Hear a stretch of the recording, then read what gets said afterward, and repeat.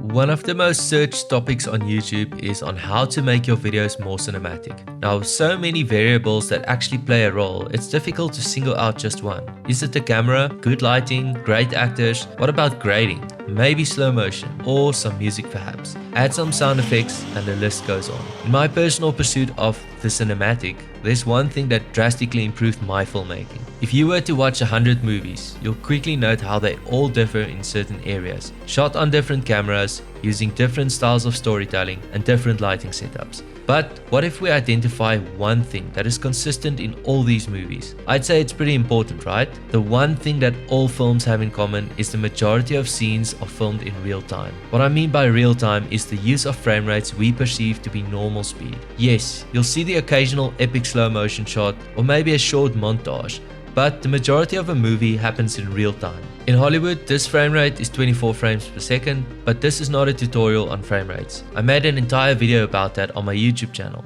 so feel free to check it out. The more important focus is on the shutter speed, which ultimately determines the look we've all come to be so familiar with. The natural motion blur that comes with movement in these frame rates. This is achieved by abiding to the 180-degree shutter rule. The rule states that your shutter speed should always be double that of your frame rate. This shutter speed in a real-time frame rate will create just the right amount of motion blur to imitate what your eyes will see in real life. And this is why we feel so at home when watching films in this frame rate, because it feels natural. The first example was shot at 25 frames per second at 50 shutter speed. Notice the natural blur that comes with the body movement. When you go over 50, the movements look choppy and digital. When you put the two next to each other, you can clearly see the winner that kept to the shutter rule.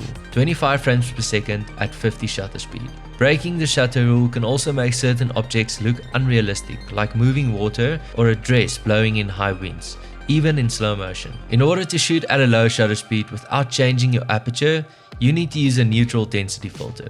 An ND is like putting on sunglasses for your lens and brings down the exposure that comes with a low shutter speed. This also enables you to shoot at a shallow depth of field in brighter conditions, adding to that cinematic edge. Now, if your camera is limited to a fixed shutter speed and a native ISO where dynamic range is optimized, then surely the only way to control exposure is with the aperture or with an ND. Since aperture is used for creative effect in storytelling, your only option is the ND filter. Working with fixed ND filters is highly impractical for the everyday shooter, which led to the development of the variable ND. VNDs are kind of a fluke in optics and are made of two polarizers facing each other.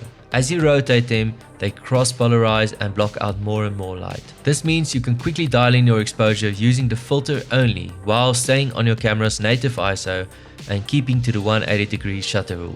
Magic, right? But there's a fine line between magic and disaster. When you go past a certain point, about 5 stops, you start dealing with the bad side of cross-polarization. The X effect will start to darken your corners and it can quickly destroy your footage in a way that is impossible to fix in post. That's why it's crucial not to buy a VND with a range of more than 4 stops. The filter used in this example doesn't have hard stops, and when we get to the right exposure, you can see how the edges are darkened, destroying the image. Since it doesn't have a hard stop, when you go further, you can see the X effect crossing the frame without stopping back into full overexposure. Through the years, I've tried out a variety of VND filters, always switching to the best one available since they seem to improve as time passed. But even with the 4-stop problem solved, most of these filters still had other issues, like a color cast that severely affected my colors or just took a lot of work to correct in post. In this example, you can clearly see how a cheap filter changes the color of the image and defeats the purpose of using a high quality lens. When NiSi announced the True Color VND, I was immediately interested and decided to try one out.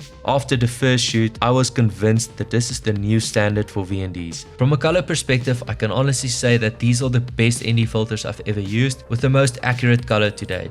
I use them extensively in all my productions and I often just leave them on my lenses ready to go.